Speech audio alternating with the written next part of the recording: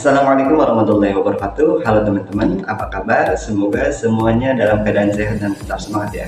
Sebelumnya izin memperkenalkan diri, nama saya Awaludin, mahasiswa Universitas Siti Budiran Asbitung dari Fakultas Keguruan dan Ilmu Pendidikan dengan program studi Pendidikan Bahasa dan Sastra Indonesia.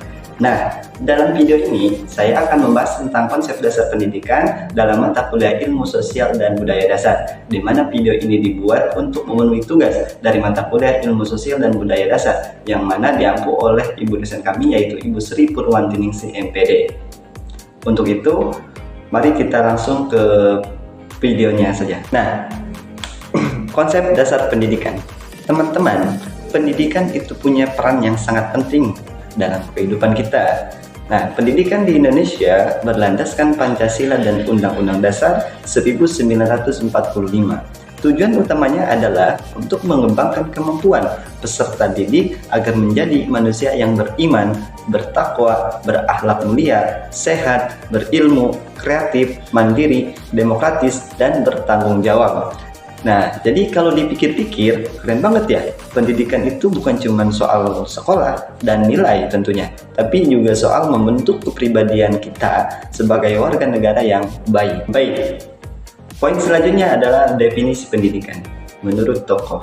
Nah, kalau kita lihat dari pendapat para ahli, pendidikan punya banyak makna.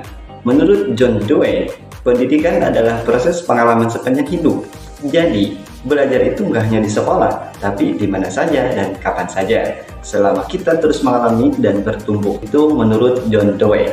Lalu, menurut Woody Harjo, pendidikan adalah usaha sadar dari keluarga, masyarakat, dan pemerintah untuk membimbing seseorang supaya siap menghadapi kehidupan. Jadi intinya, pendidikan itu nggak sebatas duduk di kelas dan dengerin guru, tapi bisa juga dari pengalaman hidup, lingkungan, bahkan interaksi sosial kita sehari-hari. Setuju nggak? Nah, untuk poin selanjutnya yaitu ada 3 definisi pendidikan. Nah, kalau kita lihat dari cakupannya, pendidikan bisa dikelompokkan ke dalam 3 definisi utama. Pertama, definisi maha luas. Pendidikan dalam arti ini mencakup semua pengalaman belajar sepanjang hidup, di mana saja, kapan saja. Misalnya, ketika kita belajar dari pengalaman kerja, dari diskusi dengan teman, atau bahkan dari kesalahan yang kita buat sendiri. Itu semua adalah bentuk pendidikan. Kedua, definisi sempit. Ini yang paling sering kita dengar, yaitu pendidikan yang hanya terjadi di sekolah dan lembaga formal. Jadi, sistem pendidikan ini lebih fokus pada kurikulum, pelajaran, akademik, dan proses belajar mengajar di kelas. Dan untuk yang ketiga, yaitu definisi alternatif atau luas terbatas. Ini adalah pendidikan yang menggabungkan peran keluarga, masyarakat, dan pemerintah dalam mendidik seseorang, baik di dalam maupun di luar sekolah. Misalnya, saat kita ikut kegiatan ekstrakurikuler, seminar, atau bahkan belajar dari internet dan media sosial secara positif, itu juga bagian dari pendidikan alternatif. Menarik bukan?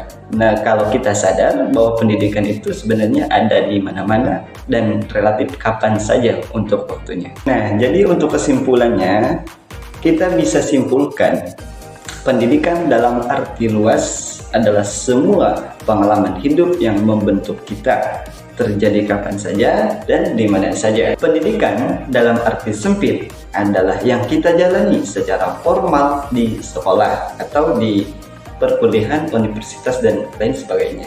Dan pendidikan alternatif adalah kombinasi dari pendidikan formal dan pengalaman belajar di luar sekolah yang melibatkan keluarga serta masyarakat.